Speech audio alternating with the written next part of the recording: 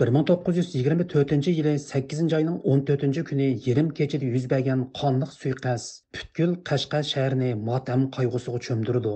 Qutlug' Hoji Shavqiyning so'zi bilan aytganda, millatni zulmat qorong'uligidan yo'riqlikqa boshlagan bir nurliq yulduz Qashqar osmondan soqib tushidi.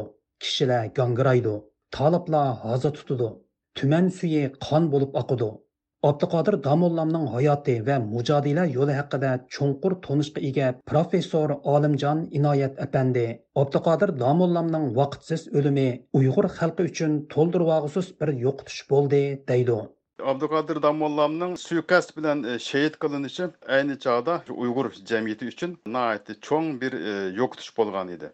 Mehmet Ali Efendi'nin şu merhum Damolla Abdülkadir'i nahak kettiler, günahı nime, fakat bizge hakni ögettiler degen misraları şu çağdaki Uygur serkıllarının, şundakla halkının musibet tuygu ve hissiyatlarını aks ettirip berdi. Bütkül Uyg'ur xalqi, bo'libmi Qashqar xalqi bu zo'r yo'qotishdan haqiqatanmi tengirqab qolgan edi. Abduqodir Damollamning qonliq meyiti minglagan jamoatning ko'z yoshlari ilkida yerlikka qo'yilgandan keyin Qashqar xalqi Abduqodir Damollamga atab marsiya qo'shiqlari to'qigan. Uni tuman suyining liqshib eqiyotgan shavqinlarga tankash qilib o'qigan edi. Tağu taşlar tevrinip Qattiq chaqmoq chaqqanmu Tümen suyi qon bo'lib Bugun ta'tir oqqanmu Qashqarning havosini Chang tumanlar bosqanmu Qashqarning jahonini Qayg'u motam bosqanmu Ay tutulmaz debdimiz Gün tutulmaz deptimiz, Damollamga yüzler, Qasd qilmaz deptimiz. Bulbul idim bu bağda, Sayrar idim bar çağda, Düşman sendin ayrıdı, Hecep-mu yaman çağda. Idim bek-mu çıraylık, Abduqodir emasmu xalqimizga yo'l boshlab umring o'tgan emasmu o'ltirgizdi dushmanlar ko'rolmagan raqiblar sana to'kib ko'z yishi yig'lab qoldik dardmanlar joying bo'lsin jannatda Örler bolsun hizmette, Unutmaymiz Damollam, Silini ebedil ebedge. Abduqodir Damollamning vaqtsiz o'limiga eng qattiq ichingan, bu yo'qotish elib kelgan g'oyat zo'r bo'shliqni cho'nqur darajada his qilgan kishilar shak shubhisizki Abduqodir Damollamning maslakdoshlari va fikrdoshlari edi. Amerikadagi yosh Uyg'ur bilim odamlaridan Taron Uyg'ur apandi Abduqodir Damollamning o'limidan keyin ayni vaqtdagi Uyg'ur sarxillarining orqa-orqadan marsiya yezib, o'zlarining qayg'uliq hissiyotini bayon qilganligini ta'kidlaydi. Abduqodir Damollamning o'limi Sharq Turkiston xalqi uchun bo'libmi, ayni chog'dagi ziyolilar uchun o'rni to'lg'isiz bir yo'qotish bo'lgan edi. Bir ma'naviy ustozninki tuyuqsiz o'limi butun xalqni bo'libmi ziyolilarni qattiq qayg'uga cho'mdirgan, shundaqla gangirtib qo'ygan edi. Abduqodir Damollamninki vafoti munosabati bilan nurg'un ziyolilar qo'li qalam ilib marsiyalarni yozgan. Qutlug' Hoji Shavqiy marhum Abduqodir Damollamning eng yaqin fikrdoshlardan biri edi. U cheksiz azob va motam ilkida qo'liga qalam ilib, Abduqodir Damollam haqida munu misralarni yozdi. Bu zamanning kasbidir, nayrang va yetkizmak zarar. Odatiy jabru jafo, yo'qtur muruvvatdan asar. Voh! Acab çalqi pelekning aylı nar tətur haman Eyliyey ləhva rezil düşman ana ahlu hüner Dünyai pani bivapa Azğunda yo'q poklik sapo, fikri xiyolidir jafo, mardonlarga yo'q samar. Ay ulug' ustoz, haqiqat konisan hikmatga boy. Alni deb o'tding hamon, hasratlanib shomu sahar. Maqsading isloh edi, haq so'zlading yurting uchun.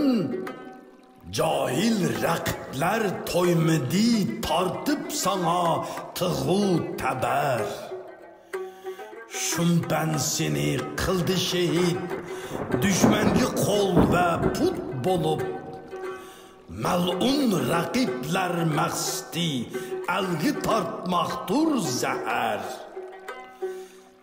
Haq yo'lga solgan boshpanoh, bizdan yo'qolding ohuva.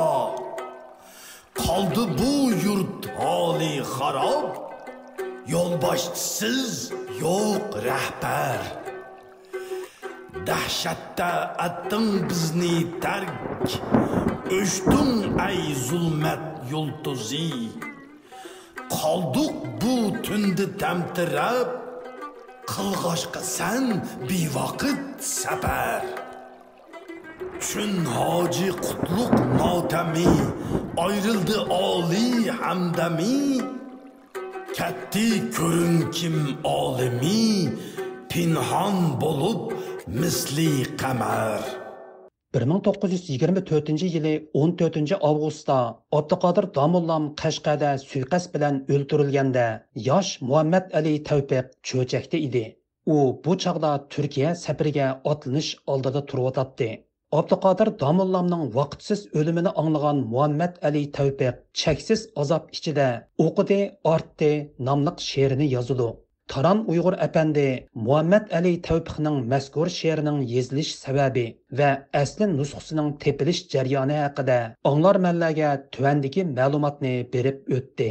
Ataliq ma'rifchi, shundaqla inqilobchi Mamti Efendi Tawfiq tarafidan shu yili cho'chakda yozilgan shundaqla xalq arasiga o'qidi ochdi degan nom bilan tarqilayotgan bir parcha she'rni tilg'ab o'tishga arziydi. Mazkur she'rda Mamti Efendi Abdüqadir Damollamning nahaq o'limini tilga oldi. Shundaqla oqqarini farq etishni o'rgatgan haqiqatni bildirgan bir ustozninki nahaq holda ketib qolganligiga ichinudi va qayg'urdi. Eng muhimi Mamti Efendi ayni chog'da Abdüqadir Damollamga o'xshash tarafbar va zotlarninki nahaq holda tuyuqsiz qasd kuchirishiningki bir odatga aylanib qolganligidan texmi ichinudi va buni qattiq so'kidi. Mazkur she'r Abdüqadir Damollam vafotidan 10 yil keyin, ya'ni 1934-yili Nanjang shahrida Esa Yusuf Oltekin Efendi tarafidan nashr qilinayotgan Tianshan, ya'ni Tangirtog jurnalininki bir soniga bisilgan bo'lib, mazkur she'rninki asl nusxasiga eng yaqin bo'lgan bir varianti bo'lib hisoblandi deb o'ylayman. Abdüqadir Damollamning o'lim xabaridan yuragi ezilgan yosh Muhammad Ali Tawfiq o'qidi, ortdi nomli mazkur she'rida munu misralarni yozdi. O'qidi, ortdi bizlardan kofir ay musulmonlar.